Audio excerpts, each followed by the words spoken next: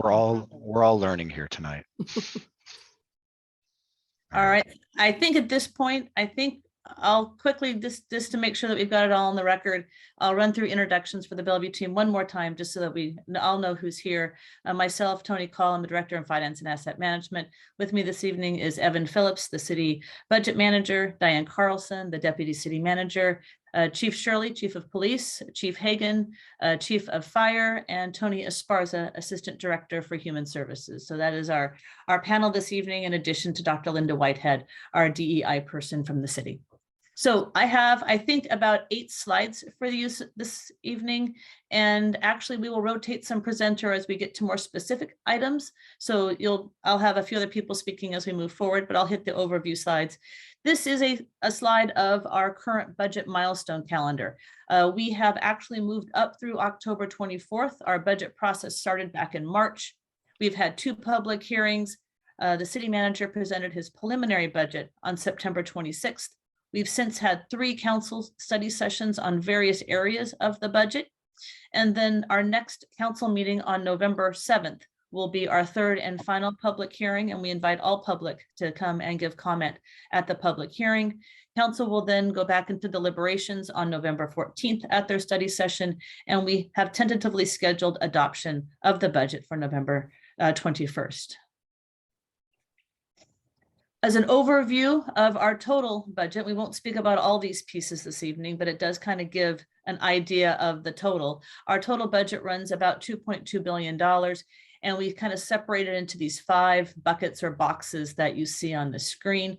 I'm going to start over on the right-hand side with the capital investment funds and move towards the left, kind of giving you an idea of each of these areas.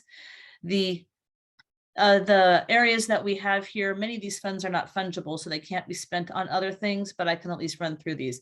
On the far right side is the capital investment funds. This is where you would find where we build things, whether it's roads, parks, bridges, sewer pipes, water pipes, water pump stations, all of the things that require a capital investment of actual physical equipment we would find here in the capital investment funds. Heading to the left by one box is the special purpose funds. That's mainly areas what we use for accounting. It's where all of our debt service funds are at, how we pay our debt, how we take care of special grants and donations and those types of things. The money that sits in those funds are substantially restricted to their uses. The center box, the enterprise funds, the city is a full service city. So we actually do all services of the city, including permitting of development as well as utilities. And in this area, both of those areas, utilities and permitting, are self-sustaining, and they run more like a business would run. So they can only spend the funds we receive for those areas can only be spent on those areas. And we call those our enterprise funds, fairly restricted funding.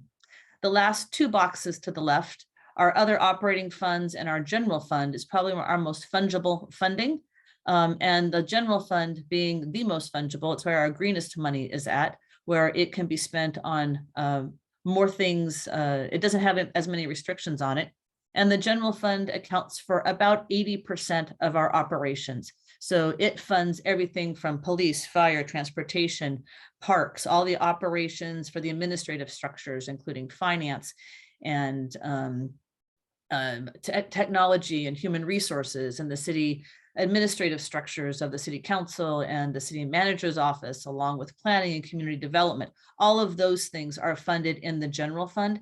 It has by far and away about 80% of our operations. So that's kind of an overview of our total budget that's before council at this time. Next slide, please, Evan. As this budget was built and brought towards council, as the city manager was developing his budget, he spent quite a bit of time thinking about what we have heard in the community. The city of Bellevue does 3 what we would call statistically valid surveys, a budget, performance, and business surveys. We received, as you can see, the many responses across all surveys.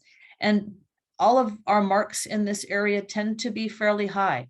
97% of our residents say that Bellevue is a good or excellent place to live. Those are incredibly high marks for cities. Even with our high marks, we also asked what are the greatest issues or largest concern of the city. And across all of our surveys, we're hearing similar things. Affordability, cost of living, not surprising, especially in this time of inflation. public safety and homelessness were probably the highest among the list. This information also took back the public hearing testimony from May and August as a note as well. Next slide, please. And as the city manager developed his budget, he took the feedback he received along with the council direction and council priorities that we have received from council. They have established a vision and a set of priorities that is incredibly useful and helpful to ensure that we're hitting the mark on our budget. So this budget also responds to many things. And I will start kind of at the 12 o'clock hour at growth and urbanization, and I'll spin around the dial towards a clockwise way so that I can hit some of the high points, and then we've got a couple of slides that'll go into a little bit further detail on some of these items. So starting at the top, this budget funds critical human services needs and small business assistance with our American Rescue Plan Act funding. It also starts up a new program for a clean and vibrant city. This is around garbage pickup and Adopt a Street and keeping our sidewalks and roads clean. And then it also does work to assist developers and those who are applying for permits to get greater inspection and higher customer service. Heading down to homelessness, we've got a slide on this a little bit later, so I'm just going to note that we do invest additional funding in homelessness. Towards the bottom, equity, inclusion, and access, the budget will implement an apprenticeship program and will also enhance our WIMBY, our minority, women, disadvantaged business partnerships. That's primarily a procurement program. It invests in cross-cultural programming, which we also have some information on later, as well as just overall advances, diversity, equity, inclusion. Heading towards environmental stewardship, we are investing quite a bit in environmental stewardship. I don't believe we got extra slides on that. If you have questions on that, we can grab that later. And then it also assists with some one-time funding in affordable housing by working to remove barriers to creating housing options. And then lastly, heading up to the 11 o'clock hour, it invests in public safety. It implements a community crisis assistance team. It has additional policing for growth. It equips and opens Fire Station 10, which is on the north side of downtown, just across, I believe it is Northeast 12th. And then it also fulfills the direction to implement body-worn cameras. So we took the feedback we received from the public and the feedback and direction from our council, and this budget responds to those items. I think after this slide, we'll go into some of the more specifics. And Chief Shirley and Chief Hagan, can I turn this over to you, please? Yes, you may. So Jay, do you want to start or you want me to start? No, go ahead, Chief. Okay. First off, happy to be here. Debbie, thanks for putting this together as always, bringing people together so they can be informed. So as part of the budget, as Tony said, the CCAT program was budgeted, and CCAT stands for Community Crisis Assistance Team. And some of you may know it and some of you may not. The program is a co-response model, meaning a specially selected police officer who is specially trained, right, is partnered with a mental health professional, and they're partners in the same vehicle. They correspond to our 911 calls of people in our community that are suffering from mental health crisis. So they're a partner there. And that's one of the models that people are doing and experimenting with across the country. And there's certainly other models as well. Community response model, some cities have both. But we chose to pilot this co-responder model back between May and August of 2021. And some of the areas in which we were trying to measure were preventing people from having to go to jail and being admitted into the hospital because they were having a mental health crisis. Also, trying to reduce use of force when police officers have to respond to those types of calls. And some of the early data that we got from that 4-month pilot, as you can see here, there were 33% fewer people booked into jail and admitted to the hospital. 72% of CCAT responses were initiated by 911 calls.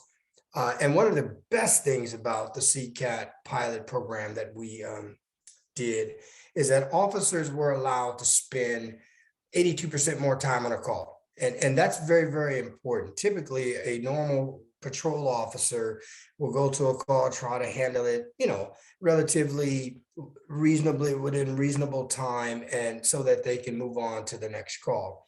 But this special unit, they gets to take all the time they want, right? If the call takes 2 hours for them to talk to the person, try to get them services, working to connect with them, they have all day.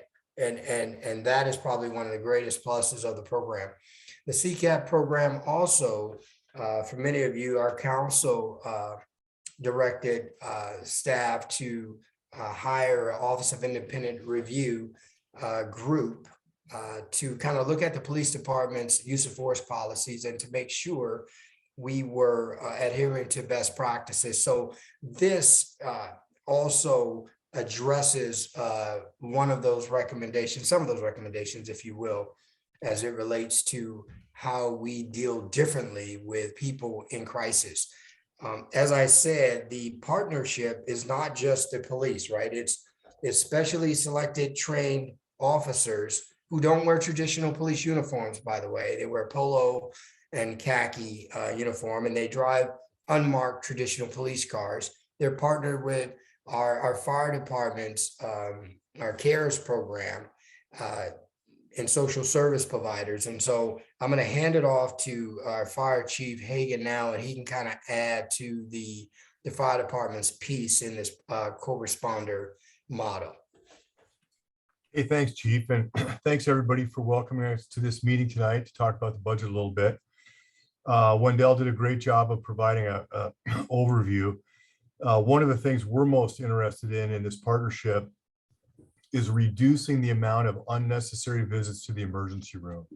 And so this unique partnership we've got with these hand-picked officers that really have a heart for this kind of service and get special training and don't have the time pressures of a normal patrol unit, they would actually partner with folks that work for me that are mental health professionals, and they would respond to the community in a different and new kind of way. And then we would pass off folks into our case management program. And we have something kind of unique here in Bellevue. We use a MSW, Masters of Social Work students in our program. So we partner with 7 to 12 colleges and universities that send us their MSW students. Now, these students are working towards achieving their master's degree, and they each need 2,000 hours of contact to get their full degree. So under the tutelage of a qualified supervisor, when we encounter folks in the community that are experiencing things like behavioral health crisis, addiction, alcoholism, homelessness, we shepherd these folks into our case management program. And the average time for a case is 100 days till we either are able to fix people or they move on or we lose track of them. And so this budget includes the stand-up of this CCAT program. It's a partnership between the public safety departments in Bellevue, and it provides for 5 pairs of the specially trained officers and the mental health professionals that would provide service from 6 in the morning till 2 the following morning, 7 days a week. So it's really a big step up in our ability to react to what's happening in the community. And I guess maybe I'll just hold there. And I know we have a lot of ground to cover, so I don't know if it's appropriate to hold questions till the end or not, but I think I'll hold there and let other folks speak, but thank you. We've only got like 3 or 4 more slides left. If you want us to run through let's run through a few more of those slides, and then we can take full questions at the end if that works for you, Chief. All right, Perfect. next slide, Evan. Deputy City Manager Carlson, you want to speak to this? Thank you very much. Thank you, Debbie and Guillermo, and those who are on the call from the community. And we really do appreciate this opportunity. So I just want to cover a little bit about our homeless outreach program, what we do now, and also what has been proposed in the budget to provide some additional support for this program. Bellevue, like our neighboring cities and King County, we do support our homeless residents. We have crisis response, we work on prevention and supportive services. And we're active on many fronts in this program. The city approaches it with really a multi-department approach. And so we have our homeless outreach program that's in the city manager's office. We have work with the fire cares team. The police department is part of our overall approach. Parks and Community Services plays a key role in this. We also have our housing and affordable housing program that really is an extension and works in coordination as well. And then we have the eviction resolution pilot program. So all of these together really help us support the approach to our homelessness program. So what you see on this slide are the areas that are proposed in this budget for increased funding. The supplemental outreach and housing access is proposed to have $600,000 in this budget. That would support additional outreach staff, housing navigation. We're working towards the vehicle resident compassionate enforcement program. The encampment resolution program also would support additional funds for and community engagement and response. The second bullet is the Safe Parking Pilot Program with a proposed budget of $450,000. That is something that staff brought to the council recently, got the go-ahead to start working on designing this program, and this would provide funding for it. We would be approaching it as a pilot program, and it would also help us with the addressing some of the needs for our residents who are living in vehicles. And then the last component here is additional funding for shelters. This is particularly important this year as the men's shelter transitions to their new location. So all in all, we have a quite, I would say, quite a significant investment, additional investment we're proposing for the homelessness program. And as we get through and get to the questions, happy to answer any more questions about that. Next slide, Evan. And Dr. Whitehead, I think you have this slide and maybe even the next one. Thank you, Tony. Once again, good evening to everyone, and thank you very much for being on this particular call. It's always important to know where we're spending our money.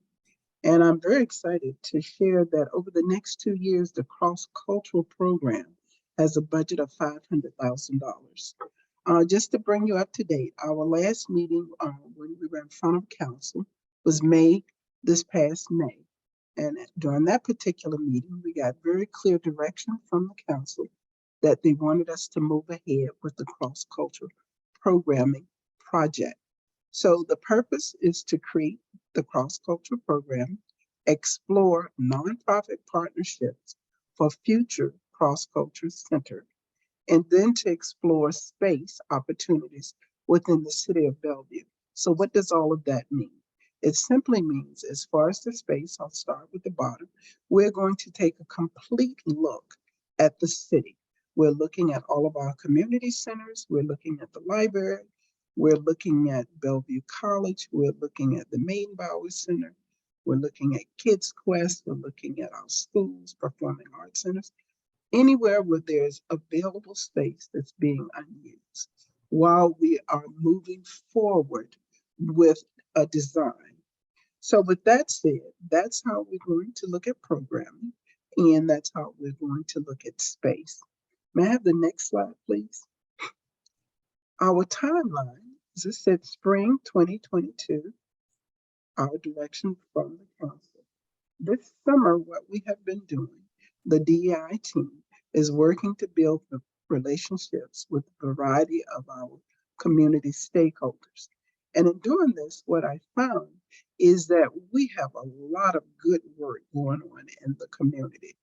Unfortunately, I do not see full evidence of cross-cultural events, cross-cultural programming. I see separate cultures doing a good job in isolation. The whole thinking about behind the cross culture is to change that and have the cultures blended together. So what are we doing? If this budget is passed, we will look at hiring an additional FTE with the sole responsibility of lifting up the cross-cultural program. We will also have a consultant that will be working with us in the community. Now, how does that look?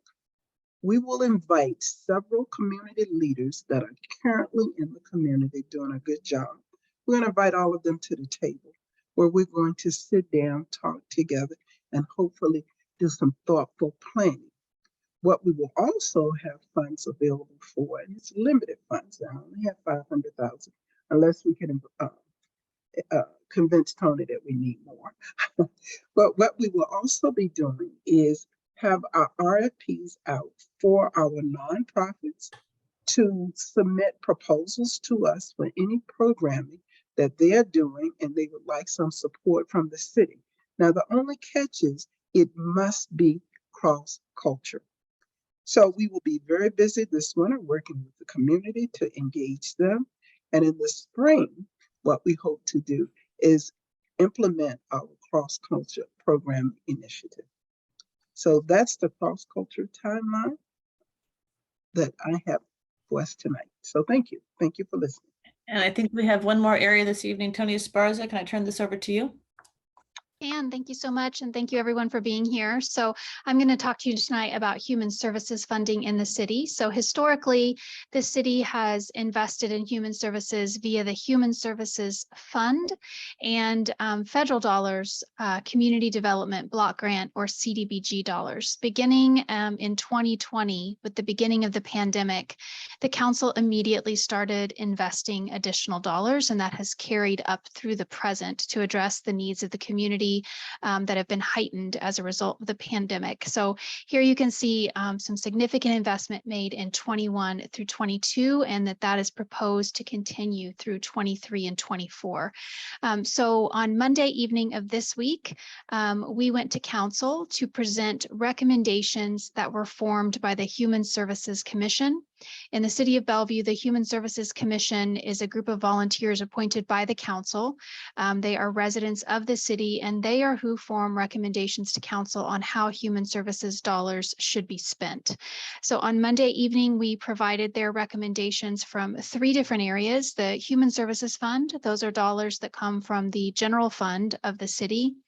Behavioral health and housing related services housing stability program, and that there on that slide is at BHHRS, and that came through House Bill 1590. That was a new sales and use tax that the city adopted that can specifically be used for affordable housing, behavioral health, and housing related services. And so 15% of it is going specifically to the services side, and the rest of it will be allocated for affordable housing projects for certain communities that are identified in the statute.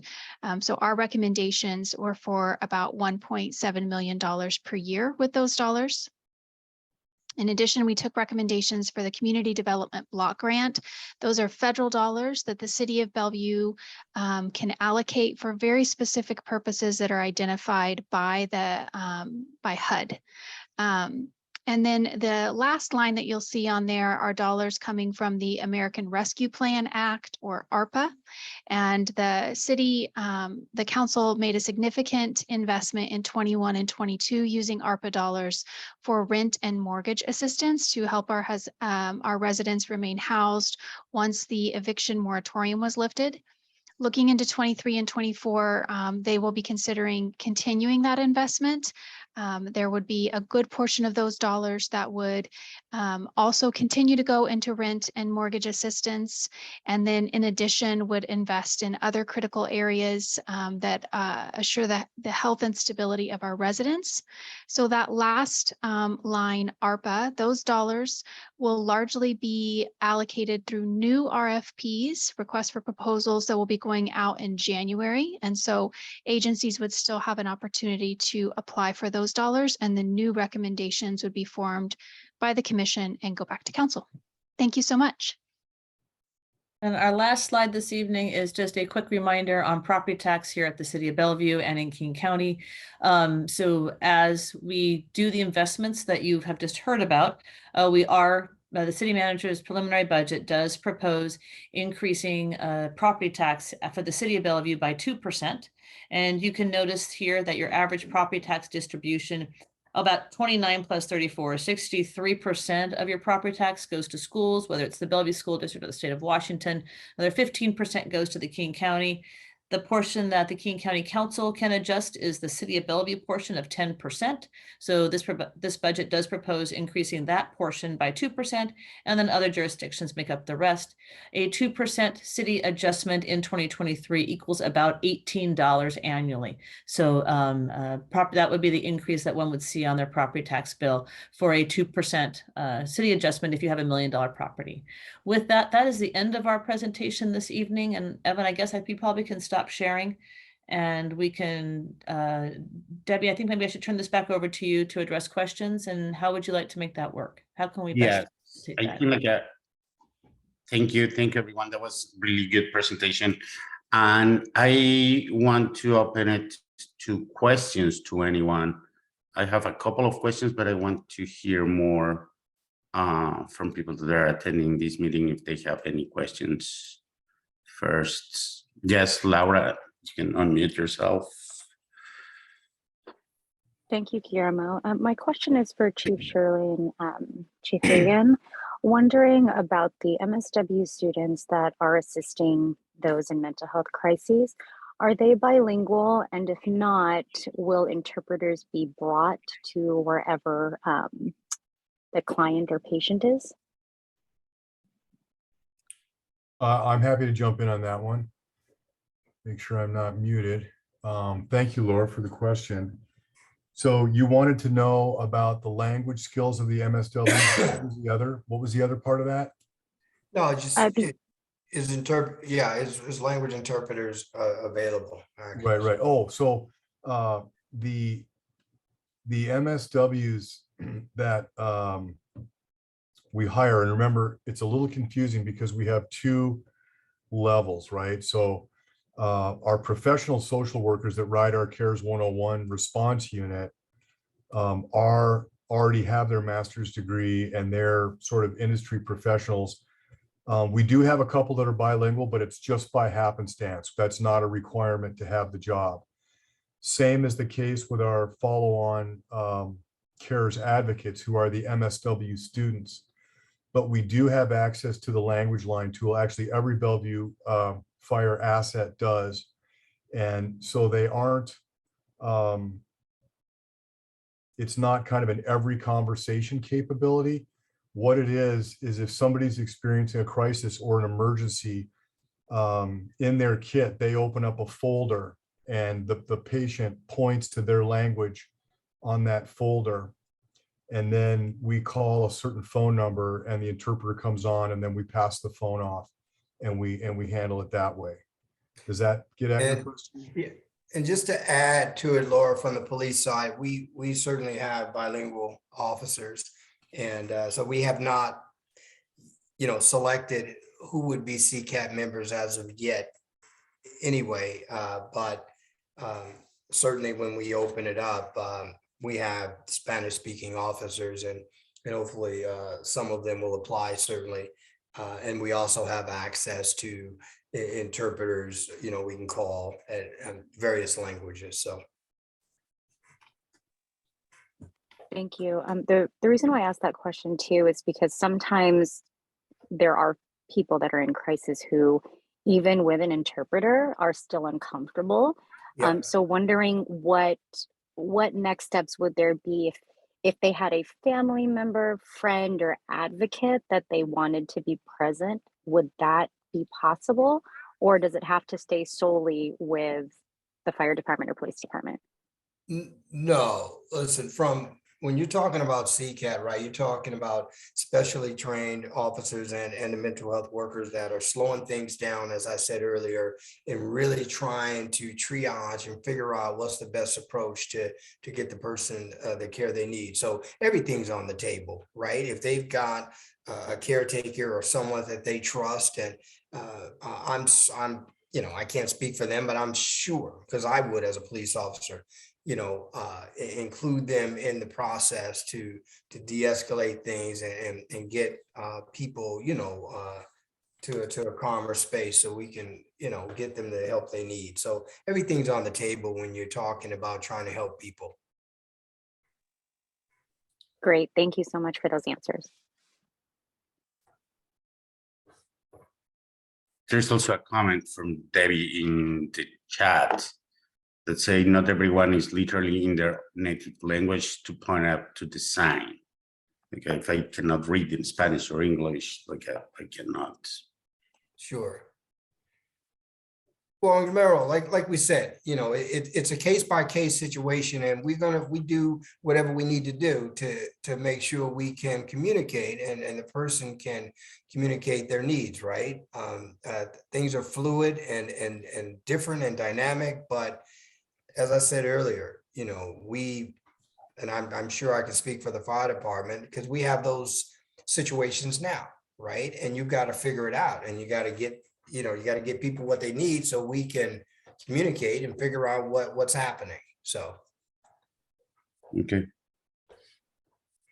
I have a similar question about in May, and you make the polls and the public hearing. In what languages did you get these 2,000 responses? If you're speaking, this is Tony Call.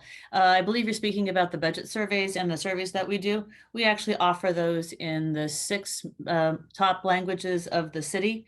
And the postcards we send out there's a postcard, and on the front of the postcard, there's a spot on it that speaks to all the 6 different languages and how they can access information if the postcard themselves doesn't speak to them in English. So we give plenty of opportunity, and then we actually can translate whatever, if they answer an open-ended question in their native language, and we can translate it and have translators do that work for us. So 2,000 responses that you get, how many of those were coming in a different language, I couldn't answer that tonight, but I certainly can find that out for you. If I gave you an answer tonight, it would definitely be wrong, but we can certainly get that answer back to you. Yeah, I mean, because my concern is usually it's always the same people who came to these and participate in the polls, and how that they're reaching to different communities to make sure that they are actually participating on it. So the budget survey, I can add a little bit more to that, but I still can't get you the data point you're looking for, but I can add a little bit more just information to you. The budget survey, we now do a statistically valid racial and demographic makeup of the city. So it's a randomized, so you don't get to volunteer to take the survey. It's a randomized survey that we send out postcards to make sure we're hitting all the different areas of the city.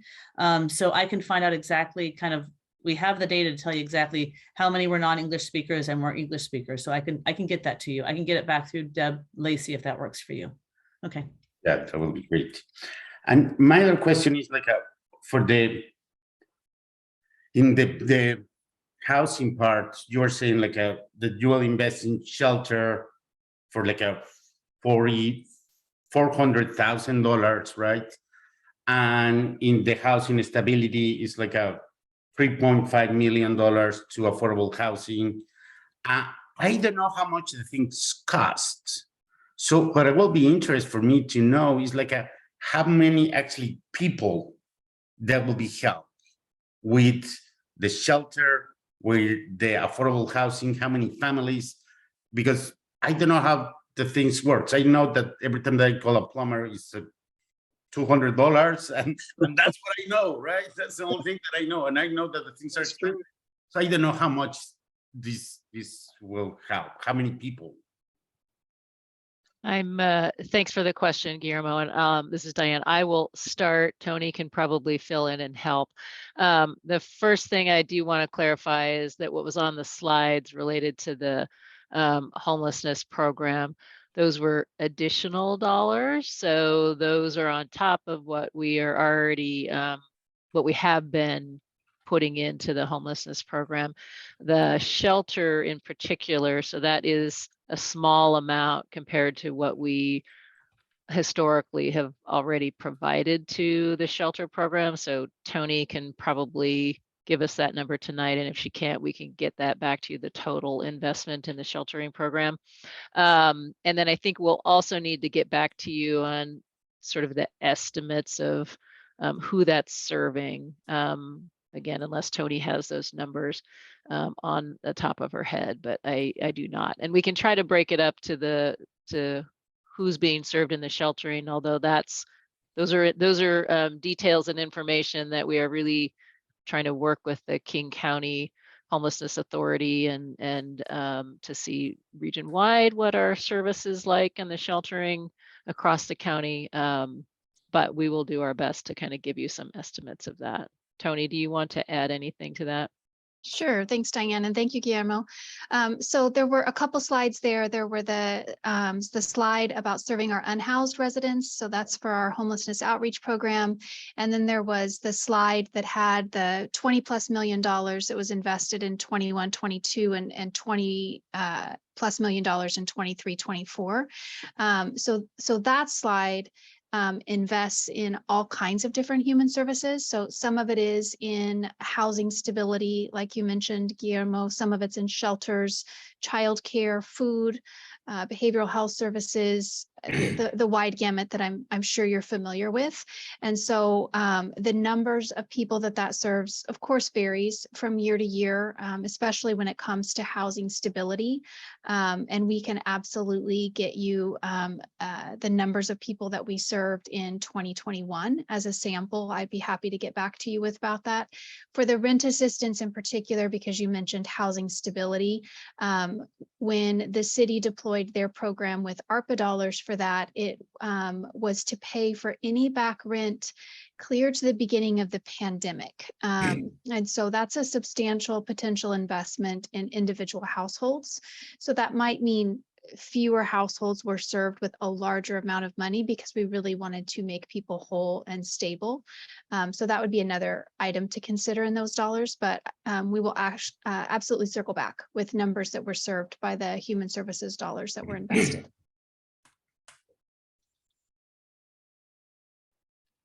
Great, thank you. Chief Shirley, do you have your hand up for a little bit? I don't know if you want to say something. Guillermo, I thought you didn't see that. Hey, I just wanted to circle back really quickly on Laura's question about, the availability of interpreters and language challenges. And I know the fire chief thanked Debbie Lacey for you guys for bringing it up and him going to look into it. I can tell you, we take it serious because in full transparency, we had an incident that Debbie helped bring forth with another group on a particular call that we did not handle as well as we could have in terms of the language barrier issue. But we sat down and we talked through it and owned some things and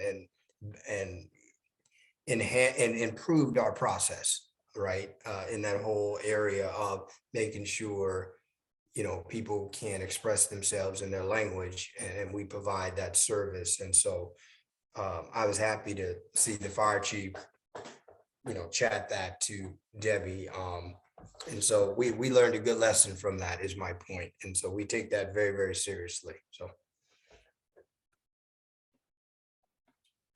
Thank you. So, Evan, it looks like there's another person in the waiting room. I don't know if they're still there. Let me see if I can figure out how to admit someone here. Just bear with me. Participants and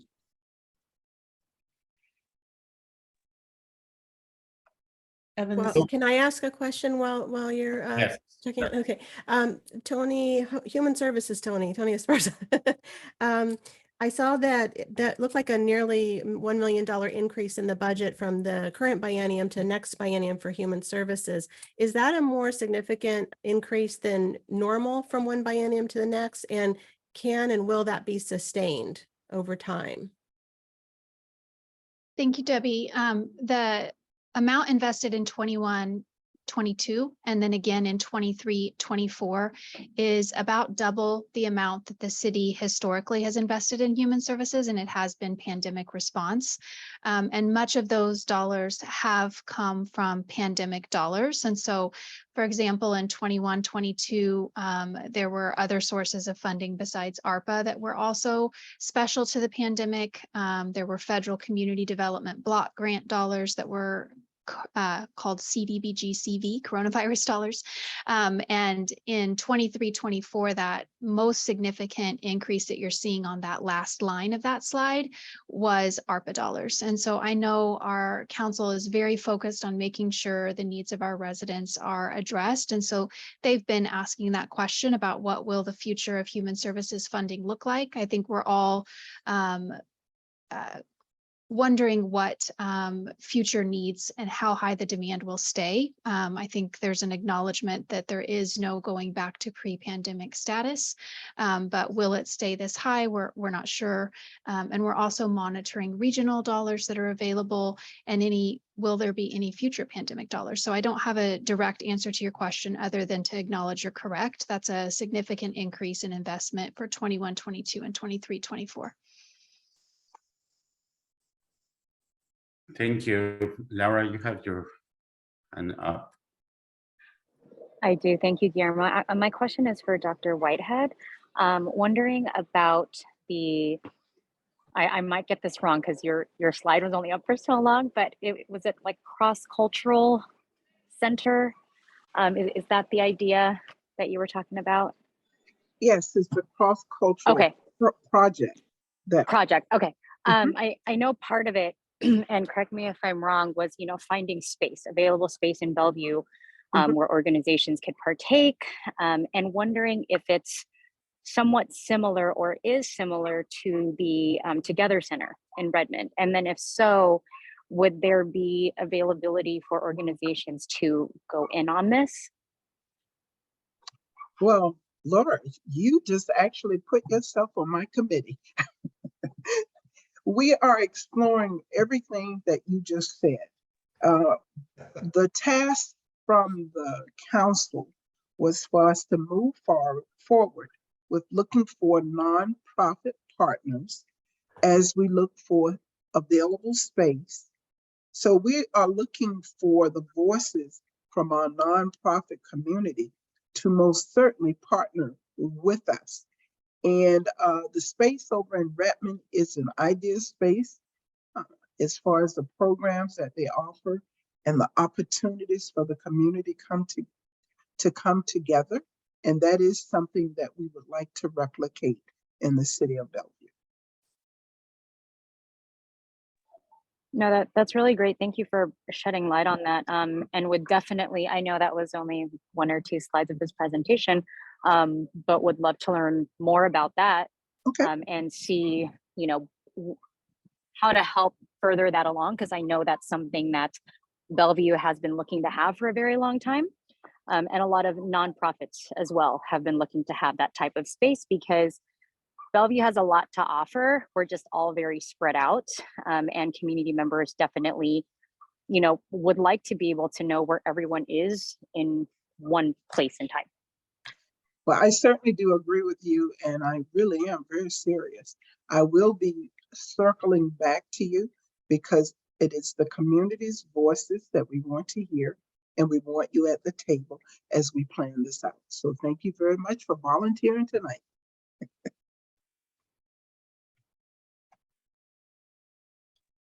Yes. Anybody else want to volunteer with Dr.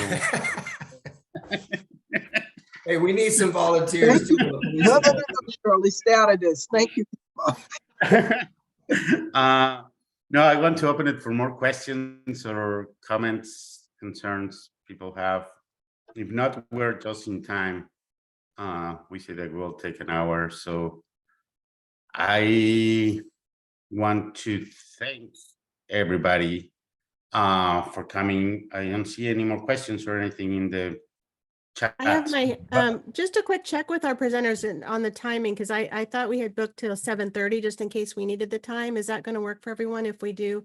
And we do have Jackie trying to come back in, so if folks can keep an eye out for her, that would be great. But I do have another question, and that is, well, actually I have two, but I'll start with Chief Shirley. My understanding is that the CCAT program piloted last year. Is that right? And there was almost $1 million investment to kick that off in Bellevue. Right. And From then- federal fund, about $915,000 in terms of federal funding. Mm-hmm.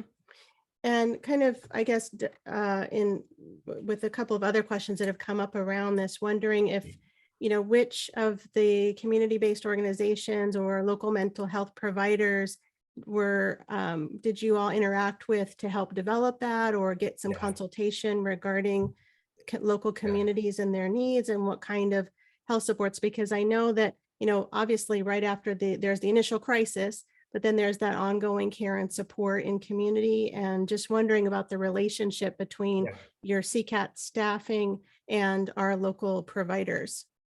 Well, I can tell you, I can't name them off, and they're in the report, right? The final report that we put out, but I can tell you, you go to the city's website and extract that report, and you will see that we actually worked very closely with a number of the social service providers and went to them and had discussions with them, and they helped kind of identify where the gaps were.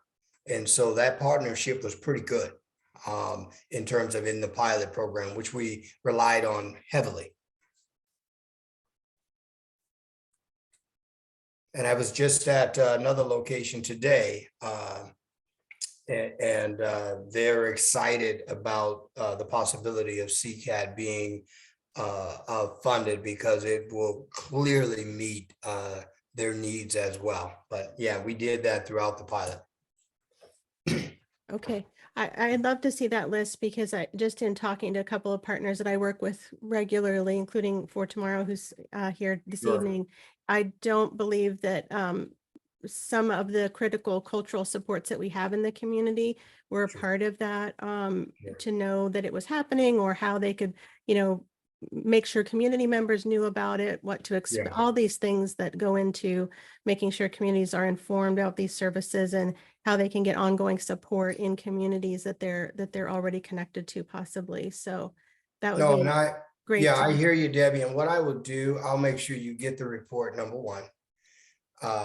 Number two, I'm sure there's probably a number of providers that weren't necessarily included. But I will say this, though, all is not lost, because this is really, if this is adopted, this is really the beginning, right? And we're going to be learning and adjusting and learning from others. And so that's a good point, right? Hey, what are some of the agencies that we did not touch? And maybe once I send you the report, you can send me a list of that, and I'll share it with the fire chief and others, and we'll make sure, like For Tomorrow and others are included. So all is not lost. This is still building. Great to hear. Thank you. I think that just will be super important. We're talking about kind of a community safety net for not wanting to overuse that metaphor that's been used way too much, but definitely making sure that that our trusted community leaders that are here and have been here for a long time and know how to provide those culturally responsive and trauma-informed supports already. They're already doing that with domestic violence and mental health crises, that's all connected in with the services that the city is providing through the fire department, the police, and the new mental health providers coming on board too. So I just think there's a real opportunity to continue to connect, right, and give feedback that can really strengthen that program over time, given how many diverse communities and languages and cultures we do have in Bellevue. And if there's an opportunity for, I just want to put a pitch in for, not myself, because I'm not a mental health expert in that field, but we do have people on the call today who are, and making sure that investments are made in compensating them for their consultation that they're providing about the communities in Bellevue and how they can best be served in that model too. Okay, I'll get off my soapbox about Yeah, that. I I get it. appreciate it, Chief Shirley. Appreciate your. Noted, noted.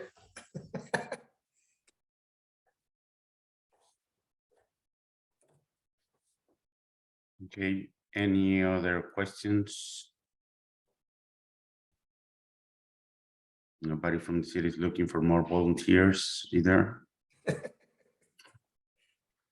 Okay, well, thank No you. fair to let Linda have all the volunteers, right? Exactly. Debbie, you can Yes, yes, stop- ma'am.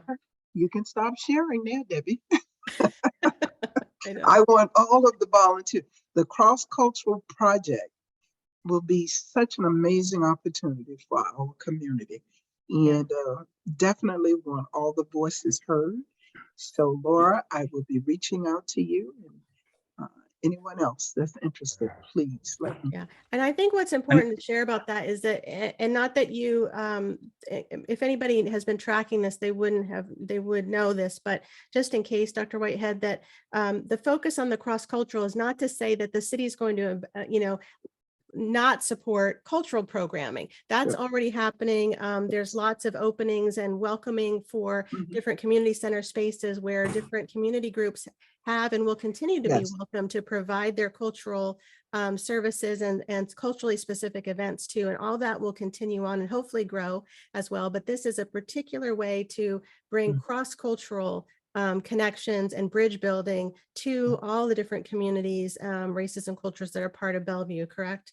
So that's why it's called that. And that's why you're talking about cross-cultural programming in the way that you've been speaking about it. Yes, and thank you very much, Debbie, because you clearly explained it very well. The beauty of the cross culture is for us to become one city, to bring us together, to build the bridges, bridge buildings and bridges in our city. That is our hope. And I think, like I mentioned this to you, Dr. Whitehead, but looking for more involving of more people from the community is sometimes the volunteers are people that have the time to do it, and people that we want to get involved. Probably they have to have 3 jobs in order to get their ends meet, and they don't have time to volunteer.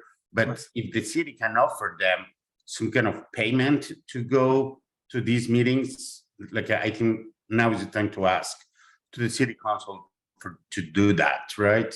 If we want to really get everybody involved, the people need to get paid for it. That concept is not foreign to us.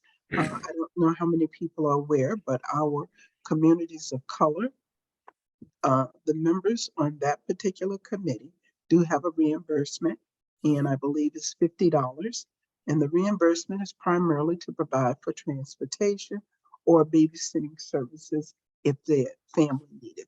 So the answer to that would be, let's look into it, and it has been done before. Great. And, like I said, we have community leaders, representatives here, and I hope that this was valuable to you. And when you get the recording and slides, that you share that out in ways that are helpful to you.